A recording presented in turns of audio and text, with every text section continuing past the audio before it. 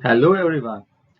In this session, we will be talking about basics of database. Myself, Rohit Barve. Let's get started.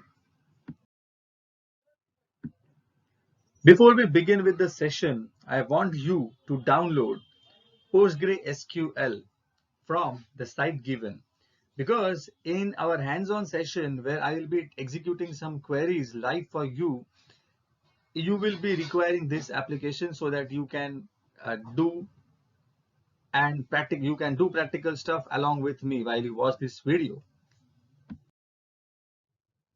Now let's talk about what is data. Data is basically raw facts. When we talk about raw facts, I simply mean that any fact which can be recorded, any data which can be stored in a row and column format in a database. There are many examples existing in living world around us. The example can be marks of a student, age of a person, salary of an employee. There are many more examples, color of a vehicle. And now let's talk about what is database. Here we will be dealing with relational database and not the other type of databases. Relational databases simply means rows and column format of the database. Now, database is basically a collection of similar data. We will be dealing with this word throughout the session or maybe throughout the series of videos. So it will be definitely much more clearer as we progress. Now, what is database management system? In case of relational databases, database management system is, we can say any tool which is available in market or in the various pool. So we can understand database management system is a tool that allows us to manipulate the data. For example, it can be pgadmin that we will be using for querying purpose. Then it can be Oracle, or it can be SQLite, or it can be many things. Now, what do you mean by manipulation of data? Manipulation of data simply means creation of table is allowed. Once you create a table, you should be able to insert a data into it. That should be allowed. That means insertion should be allowed. Updation of data should be allowed. For example, while you insert a data, some wrong value was inserted. And some wrong value was inserted simply means that we have to update the data with the correct value, right? If you assume that there is an employee who has left the organization and we need to delete the data from live database, then deletion of the data should be available. So these kinds of manipulation should be possible with the data. Now, why we need database? Basically, you consider any damn software application, database becomes a core part and is very important part of the system. If database is removed from the system, we actually become powerless. Very powerless. We might feel. I have given some example that will connect you. What do you mean by the power of database? We can imagine if we this person without shield, or that is basically the power. So how much powerless he would feel. Exactly same way the database plays the important role in our application. Another, if Thor does not have his hammer, then how much powerless he would feel. Exactly same way or exactly same power that is carried by a database into any software application. Or you can understand this. So database basically is very powerful when you talk about any software application. Now, how does it look like? If I talk about a database or a table, it is simply rows and columns. Okay, it is just simply rows and columns. Let us take an example: types of pizza, pepperoni, then number of votes 10, then cheese is another type of pizza, number of votes 6, and so on. So basically number of votes contains values 10, 6, 7, 3, 4, and so on. These are basically called as we can say values to the database or values to the attribute. All right. We can update it whenever we want. We can delete it. We can insert new values and so on. Now let's take some real life case study and let us understand the basics of database right from scratch. If you consider real life case study where a company is organized into department, then a department has many employees. Every employee uh, has some properties, जैसे name of employee, SSN number, then address, then salary, then gender of an employee, and so on. Then there is a project existing in the organization. That project has project manager, then project has project employees working under the project, and so on. So this is basically a real life case study that we have to use or we have to consider for our database application. Now let's understand what is actually useful or what is to be considered when we talk about database management system. Just consider this case study and you will be able to understand everything. Okay, the very first thing when you talk about any case study is entities. Okay, uh, the moment you look at a case study, you have to first of all identify entities. Now, what do you mean by entities? It is just a thing which can be living or non-living that has existence and that has properties. Okay, I hope you remember the case study that I have just now shown to you, and in that case study, there are some things which are living, some things which are non-living, but they have property and existence. Let us take an example.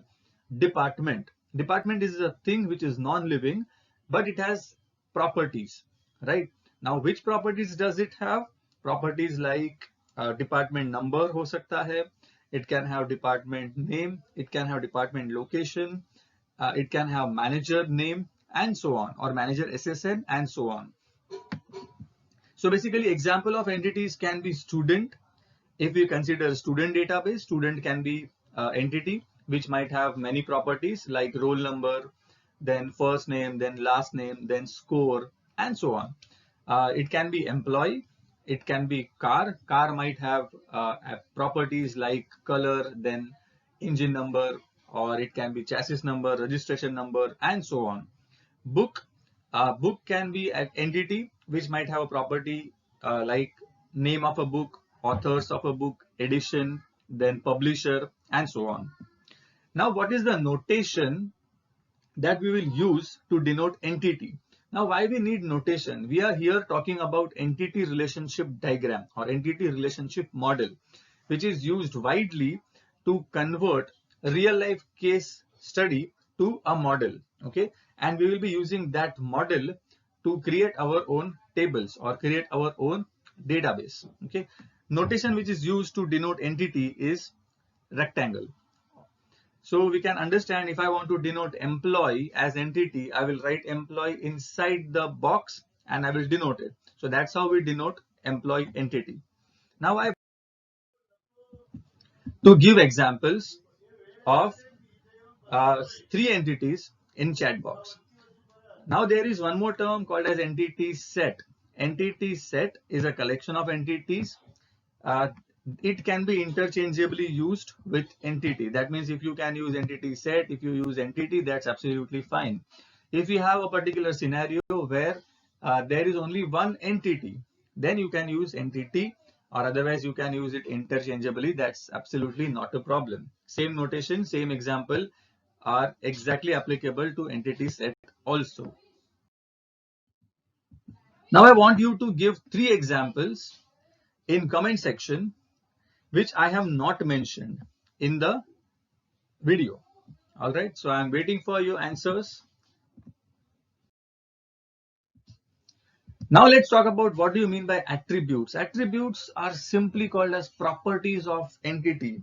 When we discussed about employee, department, car, student, we talked about properties like employee के क्या-क्या properties हो सकते हैं.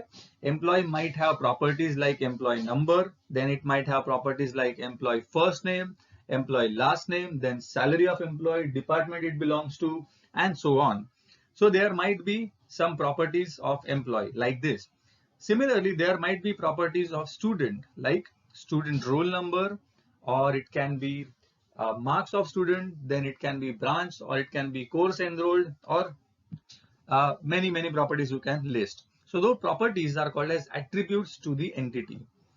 So I can consider employee as an entity, and I can list some attributes like employee ID, first name, phone number, address, and so on. What is the notation to denote attribute?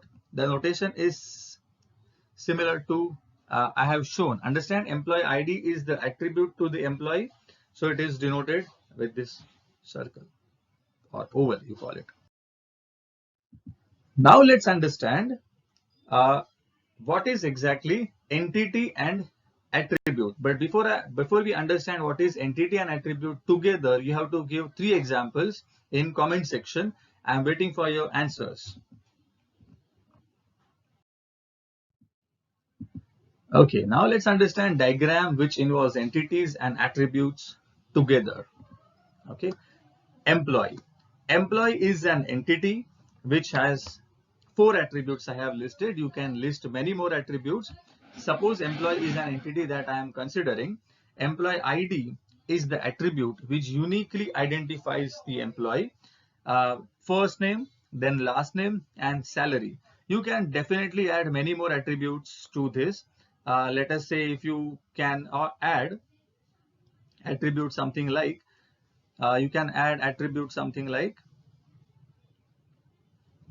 maybe gender. So you can add gender here,